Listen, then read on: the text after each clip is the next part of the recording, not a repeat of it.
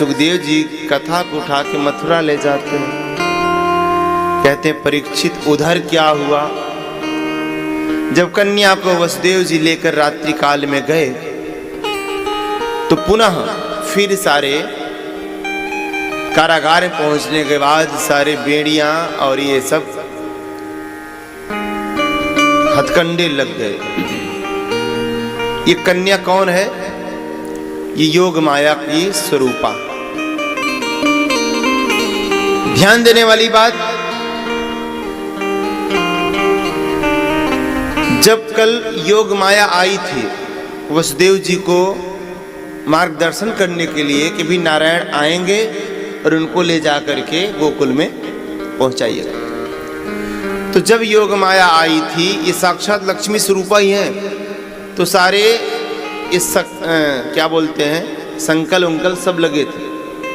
लेकिन जैसे नारायण का प्राकट्य हुआ वैसे सारे हथकंडे अपने आप टूट गए।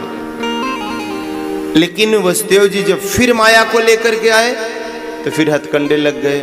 मानो ये कथा, ये प्रसंग हमको शिक्षा देती है, जीवन में जब तक हम केवल लक्ष्मी की आराधना करेंगे या केवल माया के ही चक्कर में पड़े रहेंगे तो संसार के बंधन में बंधे रहेंगे।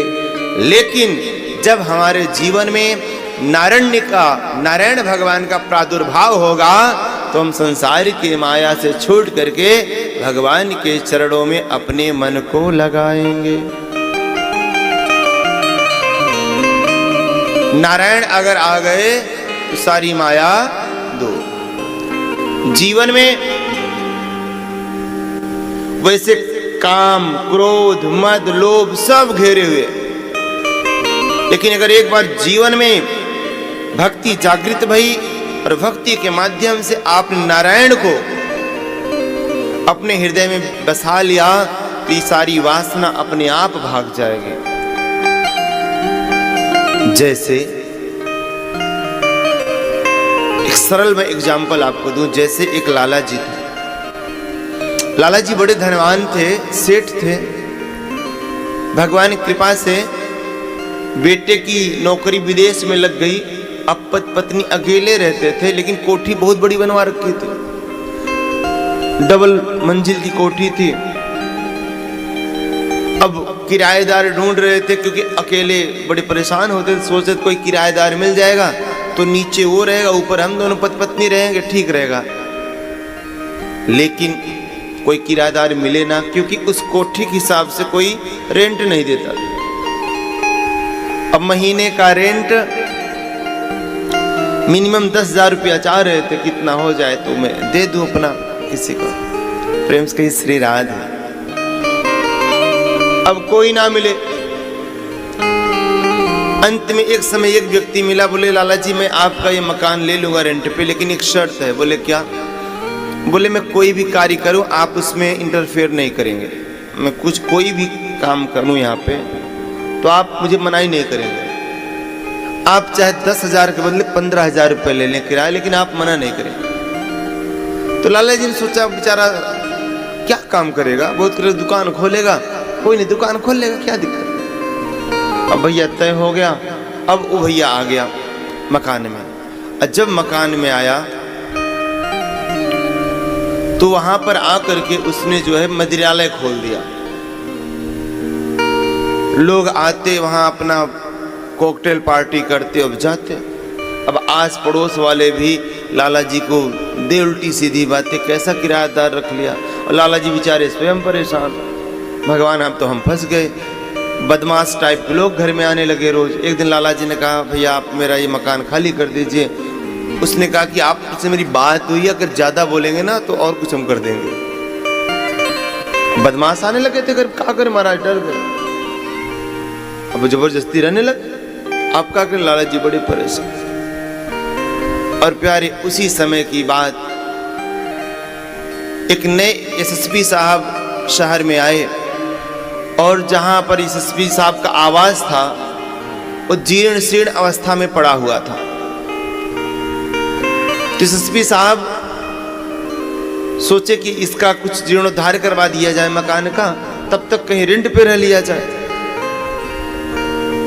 वो मकान ढूंढ रहे थे। इतने में लाला जी के किसी मित्र ने बताया कि सेठ जी आप मकान खाली करवाना चाह रहे थे ना, वो खाली नहीं कर रहा, अच्छा मौका है। बोले क्या? बोले एसएसपी साहब को मकान की आवश्यकता है, अगर इनको आप मकान दे दें किराए पर तो वो अपने आप जो बदमाशी वहां करन भाग जाएंगे। अच्छा, सेठ जी ने कहा ठीक है। सेठ जी ने भैया तुरंत एसएसपी साहब से मिल कहा कि महाराज अब मेरा मकान बड़ा वीआईपी है और कुछ दबंगों ने उस पर जरा कब्जा कर रखा है महाराज, हम आपसे कोई किराया नहीं लेंगे, बस आप आके वहां रहो बस। अब प्यारे एसएसपी साहब की बात और सेठ जी की बात पक्की हो गई। जैसे पुलिस की गाड़ी वहां पहुंची मुआयना करने के लिए, और वैसे भैया उसकी तो सीटी पीटी बंद। बोले कल से यहाँ पे हमारे साहब आके रहेंगे, ये सब खाली करो, खाली करो ये सब। साहब एसएसपी साहब का जैसे सामान आना प्रारंभ हुआ वैसे वो छोड़ करके मकान सारे बदमाश भाग गए। तो कहने का भाव, हमारे इस मन में, हमारे शरीर में काम, क्रोध, मद, लोभ रूपी बदमाश आकर बैठे हुए, वासना रूपी। नहीं जा रहे हैं कोई बात नहीं, सीधे नारायण भगवान को बुलाइए और हृदय में बिठाइए। जिस दिन नारायण जी आकर हृदय में बैठ गए, ये सारी वासना अपने आप प्रभु चक्कर हो जाएगी, सब भाग जाएंगे, सब भाग जाएंगे।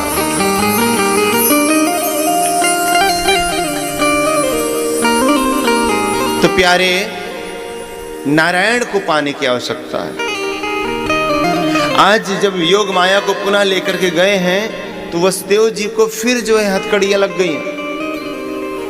सुखदेव जी कहते हैं राजन, सुबह हुई, जैसे कन्या की रोने की आवाज आई ना, वैसे कंस बड़ा प्रसन्न हुआ कि 8वीं संतान देवकी की हो गई, और दौड़ करके गया है कारागार से देवकी के हाथों से उस नौ जातिका को जो है छीनने का प्रयास किया है। देवकी ने बहुत निवेदन किया, रोई है, गिड़गिड़ाई है, लेकिन कंस पापी नहीं माना। देवकी ने यह भी कहा, भैया तुझे तो पुत्र से डरे ना, ये तो कन्या है, इसे छोड़ दे। लेकिन भैया कौन मानने वाला था, उसके सिर पर पाप सवार था और कन्या को देवकी के हाथों से छीन लिया। देवकी रोती रह गई, हृदय नहीं पसीजा, और उस कन्या को ले जा करके जैसे पत्थर की शिला पे पटका है वैसे वो पत्थर पे ना पड़ करके सीधे आकाश मार्ग में उड़ गई और अष्टभुजा रूप धारण करी। बोले जगदम्बे मैया की। और कहती, अरे पापी तू मुझे क्या मार रहा है? कि नंद गोपी गृहे जाता यशोदा गर्भ संभव ततस्तौ नाशिष्यामि विंध्याचल निवासिनीम्। अरे पापी तू मुझे क्या मारता है? तुझे मारने वाला तो जन्म ले चुका है। ऐसा कह करके माँ भगवती विंध्य पर्वत के ईशान कोण में जाकर के विंध्यवासिनी माँ के नाम से वहाँ विख्यात हुई। विंध्यवासिनी मैया की जय।